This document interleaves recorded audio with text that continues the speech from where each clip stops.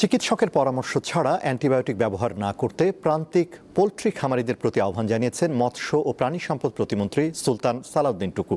আজ Bangladesh poultry industries অ্যাসোসিয়েশনের উদ্যোগে টাঙ্গাইলে প্রান্তিক খামারি সমাবেশ ও মত বিনিময় সভায় তিনি আহ্বান জানান। বলেন, খাদ্য নিরাপত্তার বিষয় মাথায় রেখে সবাইকে পথ চলতে হবে। খামারিদের ব্যবসা সম্প্রসারণ এবং টেকসই উন্নয়নের লক্ষ্যে এরই মধ্যে প্রয়োজনীয় পদক্ষেপ নেওয়া হয়েছে বলে জানান প্রতিমন্ত্রী।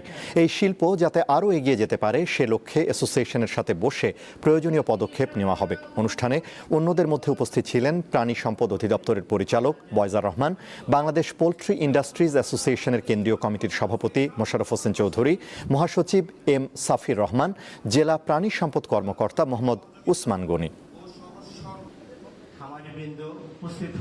এই খামারিরা কিন্তু কৃষক কার্ডের আওতায় পড়বে, যেটা ঋণ সুবিধার তারা কথা বলছিল।